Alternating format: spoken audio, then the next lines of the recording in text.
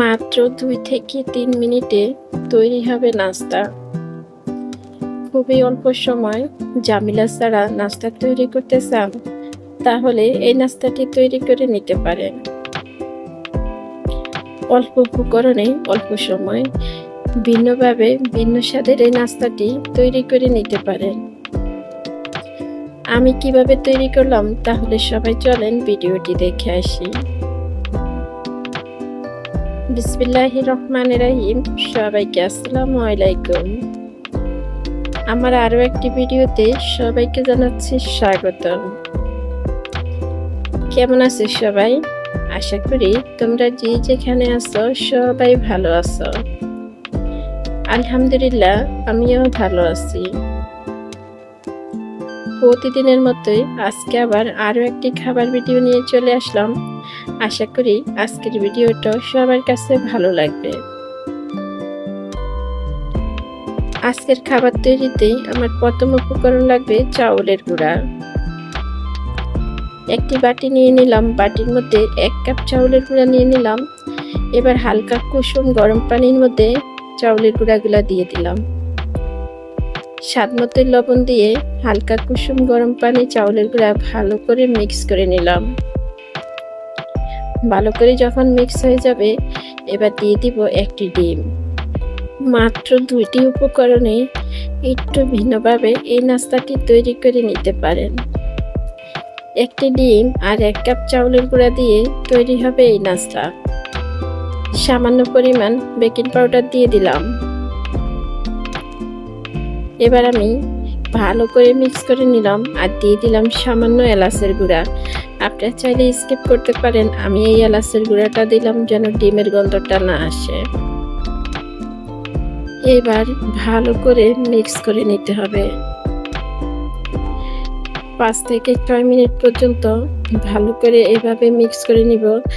আবার একটি হাতার সাহায্যে ঠিক এভাবে করে নেব, তাহলে এই নাস্তাটি খুবই সুন্দর হবে।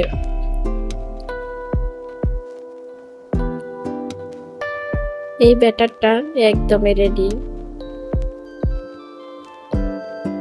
আমার ভিডিওটা দেখতে দেখতে একটু পর্যন্ত তোমরা কে কে এসেছো আমার সাথে?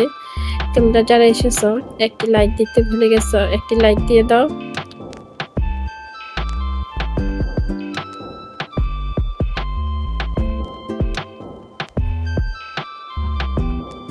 এবার আমি চুলার মধ্যে একটি প্যান বসিয়ে দিলাম।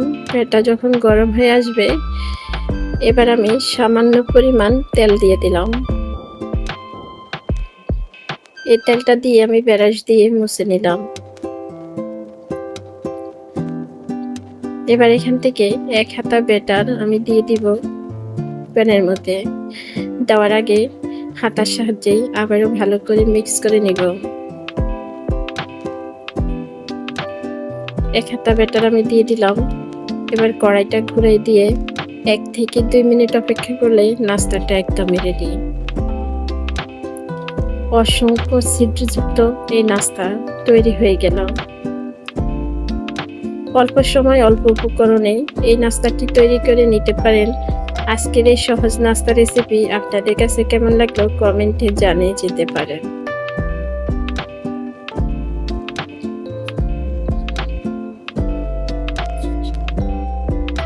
একইভাবে করে আমি সবগুলি নাস্তা বানিয়ে তুলে নেব।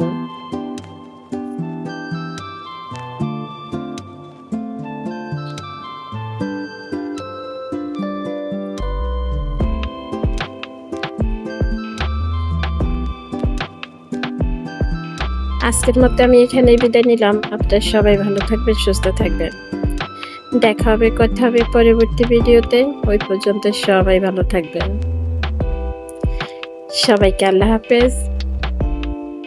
আসসালামু আলাইকুম।